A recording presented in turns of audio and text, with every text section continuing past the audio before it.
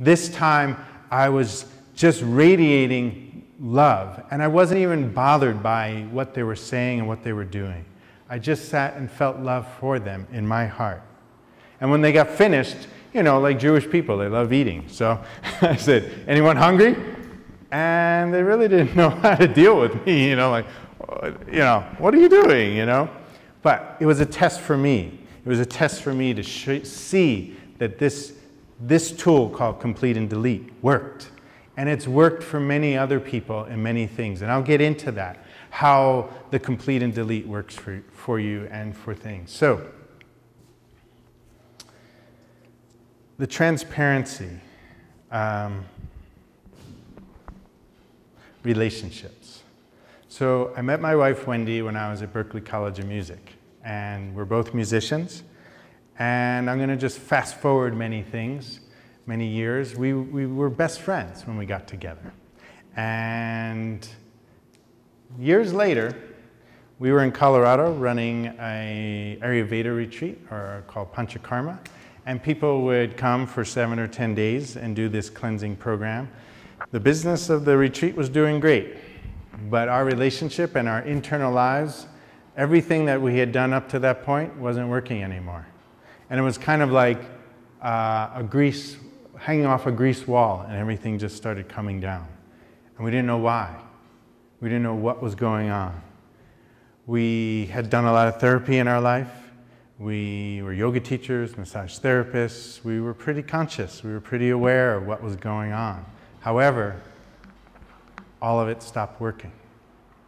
I woke up one morning, looked at Wendy, and basically said, almost like, who are you? And of course I said to myself, who am myself? Who am I? The relationship had just, I don't know what happened. It just fizzled away. And in that time, I realized some things that we both did. We cared for each other enough to keep working the relationship, but we didn't know what to do. Dring, the phone rings. Friends of ours, Dan and Heather, contacted us, and they were just updating us what was going on in their lives. And they started to share with us about the tool of choice that they talked about. Now, when they spoke about choice, they weren't speaking about choice like, do I want to get apples or oranges today? Or, yeah, it's good for me to be happy today. No, they were talking about every second. They were talking about how to transform our miserable lives into something else. Meaning, nothing had to change on the outside. Meaning, I had to change. I had to change the way I bit into my judgments. I had to change into biting into my doubts and fears. And as we spoke to them more, we realized, wow, there is a big file here I had the courage to look into. I yet had the courage to be transparent with Wendy about our intimacy, about our relationship, about managing her and her managing me. And it was like we were together for about 13 years at that point, and there was so much she didn't know about me, and there was so much I didn't know about her. So we decided to work with Dan and Heather, and we moved, sold everything, and they lived in Idaho on an 80-acre wildlife refuge, and we worked. We worked like scientists, and we lived like monks, but we were constantly at what is going on in the mind, what's happening in the mind, and slowing things down and catching them.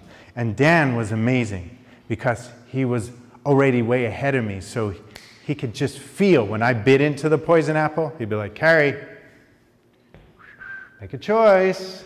And a lot of times I didn't even know what was going on, but he could feel my energy. He could feel it drop. And it was rough.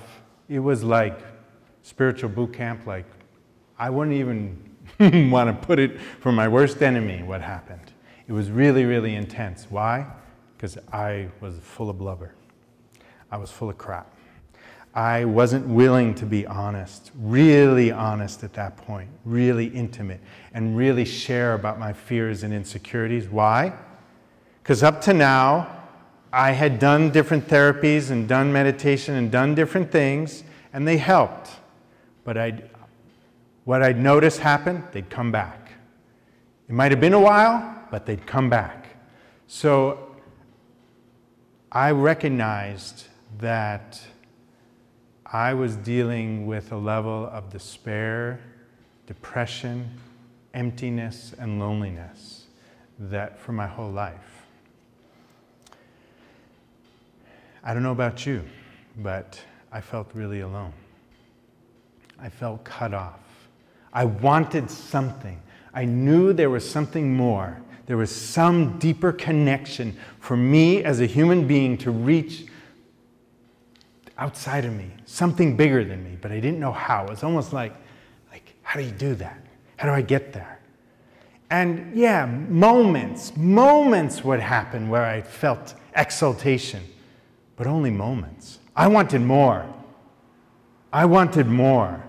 I didn't know how to get there, but I wanted, hey, if it can happen a second or two, why can't I make it last? What's about that? What's underneath that?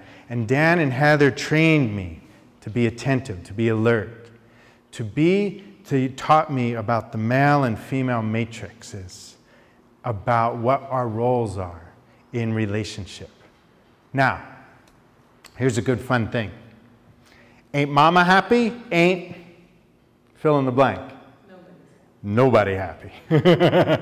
That's right. Ain't mama happy? Ain't nobody happy. The woman in a relationship wears the pants. She controls the energy of the home, not the guy. And, come on, guys know this, right? They're hanging out with their buddies, it's Sunday, drinking beers, and one guy goes to, hey, you want to go fishing? And the friend goes, let me go talk to the boss. Right? We know this, and yet, we have conflicts with it. But we know it, and if we know it, let's get into it. Let's understand it. Every woman is beautiful, inside and out. Every woman has a level of sweetness that is just profound. But they also carry sourness. It's the flip side. We as guys have it too.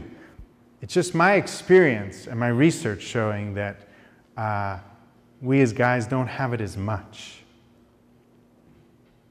And so we look to the woman, we look to that sweetness, we look to that love overflowing. Because when it's not happening, it's happened to me and it's happened to many people I've coached, and also many people asking questions to. And the guys will say, yeah, well, my mama, or my wife, or my partner, ain't mama happy, that's what I'm talking about. When she ain't happy, sometimes I don't even need to speak to her. I could feel her walk in the house, and I could just intuitively feel an intensity going on. And it's as if I have a concrete block tied to my feet, and I'm like walking around like this. And that's true. Now, I don't know if, you're watching this, if you're with a partner, look at him, ask him, is this true? A lot of times, women, it's not your fault. You just don't know the power you have. You don't know, you don't realize the effect you have in the relationship. It's not good, not bad, it just is. And if we, as the guys, and we're not intimate, we feel the effect, but we're scared, we're afraid. I, for many years, was afraid to tap into this part of Wendy, of the issues that were going on in her. And that was a problem. That wasn't good for our relationship. It wasn't good for our energy, for her, for me. And I was afraid, literally afraid, that if I felt that if I did press into her, and I'll get there in a second what I'm talking about, she would literally bite my head off and spit it on the ground and go on her way and not care. I really felt that. I really thought that. It wasn't necessarily the truth, but that was an energy and a piece about it. For me, I had very typical male stuff. I was concerned about not being successful in what I did financially. I had issues, again, about self-worth and self-esteem, and that I wasn't pleasing Wendy in the bedroom. Wendy's issues were typical female issues, body issues, not feeling beautiful enough. Let's just talk right here, right now. If you're not feeling beautiful, women, right? Listen up, guys. How are you going to be, are you really excited to be intimate in the bedroom? No. But do you know that, guys? Are you aware of that? Our job as the guy, our sole job in relationship is make sure our ladies are happy. Make sure they're happy. And in order for them to be happy, we need to go there. We need to work on how are you doing with your look stuff.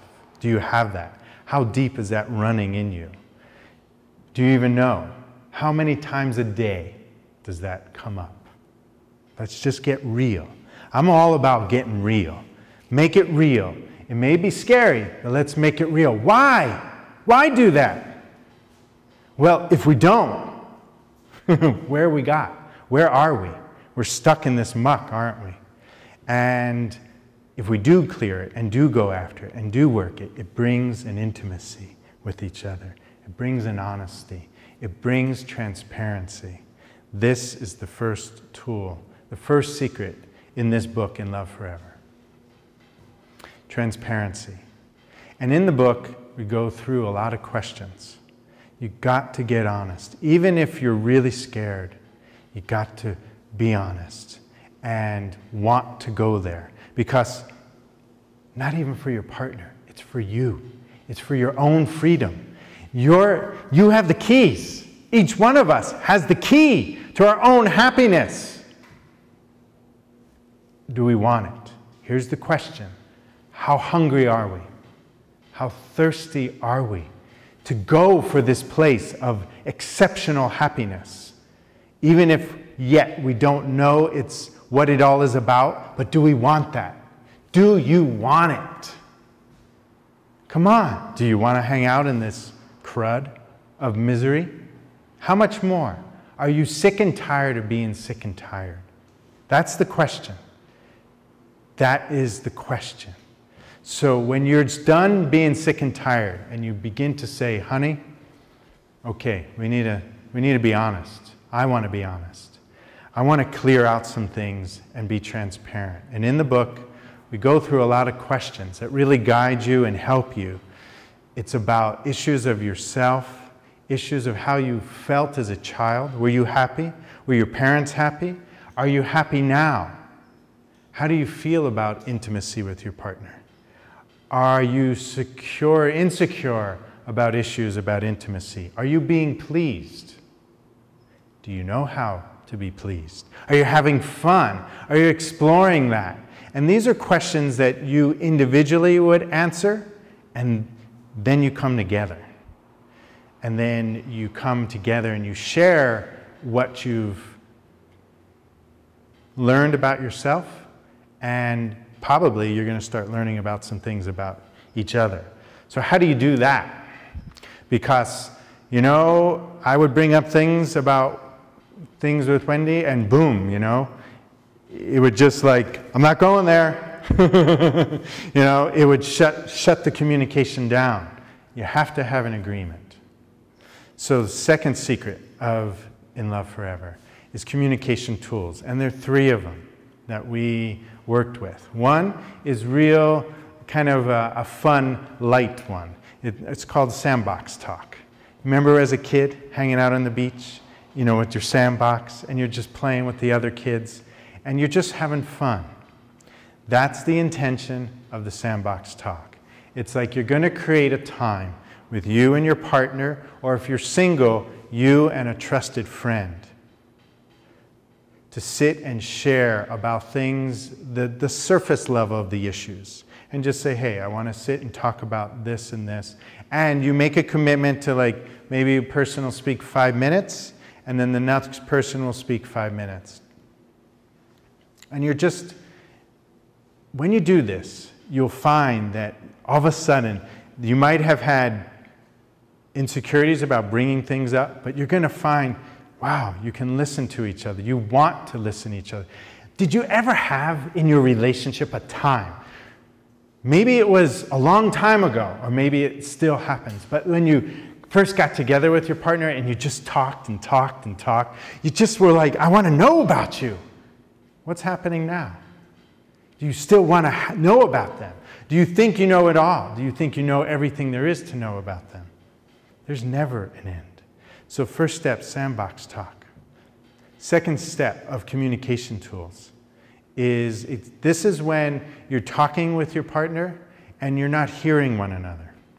And like something's happening and you're like, you know, I was really pissed when you said this, and their partner's already bitten into the poison apple and they're in their story. They're in their self-absorption and they're not listening to you. It's as if their ears are closed. You know, like you sit there and go, you're not listening, you're not hearing this. Did you ever have that experience? Well, if you have, we go into something called transcribing. Transcribing, real essentially quick, is you sit down, again, 5 minutes each person, and person A begins to speak, and your partner's listening. And you just speak in short sentences, like this. So when we were having this conversation, I noticed that something happened, you weren't listening anymore. So the listener then would say, you're kind of transcribing. You're trying to emulate what the person said. So what I heard you say was, when we started this conversation, something happened and I wasn't being present with you. Is that right? Is that correct? And so you don't go more than a few sentences, and you really make sure you're understanding each other, and you have an agreement that no matter what, neither one of you are going to get off your chairs or leave the room. You're going to be there, even if your feelings are rising up. And I'm going to talk about that also in a few moments, how to deal with your feelings.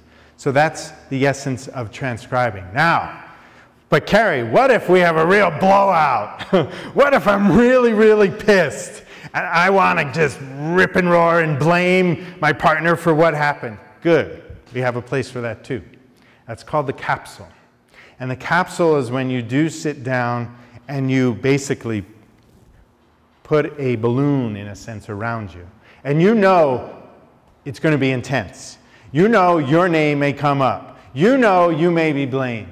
But you also know that this is one of the most beautiful but challenging things. When your partner is that intense with you, it's a gift. It's a gift to expose oneself to such feelings. And when you're hearing your name and you may be blamed, hold your space of love, hold your capsule, listen to your partner. Don't get involved in your story. Don't bite, just hear your partner. Hear what they're saying. And then hold that space, because you will have your space too. And in this, you may blame. To start off, you may blame. But at the end of it, you got to take ownership. At the end of this process of it, you got to say, I may not know why, how, what's going on, but I'm not sure of the answers yet, but I'm going to take ownership for this. It's not you. It isn't you. I'm going to own this. And this comes to a real amazing point. There's something here about doubts. It began with choice, with Dan and Heather, to be aware of our thoughts every second, to interrogate our thoughts every second. Meaning, I just had a thought of, for me, I had lots of thoughts of, you're worthless, you're no good, you stink as a drummer, you're not going to create your dreams. And I would bite into that, right? And they'd happen so quick. And I would go and be back in that well of despair. But from it, I learned choice. Choice was be aware, catch that thought. Now, it took a while. You're not going to be perfect doing it. I wasn't perfect doing it. But what I did begin to learn is I was able to start slowing down those thoughts and catching them. At first, it was just the feelings. Like I didn't know what I thought. I didn't know what I said. I just knew I felt, right? When you bite into that poison apple, you feel really darkened. I felt like a black cloud was hanging over me for so long. And Dan and Heather showed me and taught me about this is perfection. What does that mean, this is perfection? Meaning, Cary, you may know what you bit into and you may not know what you bit into, but start using a mantra, this is perfection. Keep doing it. You may do it for a minute or 5 minutes or longer, but the main thing you want to do it until you feel, Cary, neutral in your body. Like I don't feel that heavy burden anymore. And this is perfection is neutral. It's not good, it's not bad. It's not that I liked what happened. It's nothing about like or dislike. It's nothing I had to like what my life was or what was going on. No, that wasn't the issue. It was just learning to stop judging, stop biting. This is perfection. This is perfection. So what do I mean? Like, okay, I'm working with someone and my manager and they just blew up at me. Like, dude, you like totally screwed up this project and blah, blah, blah, blah, blah, blah, blah, blah, blah, blah, blah, blah. And instantly I could feel, I may not show it, but inside. So then I started learning.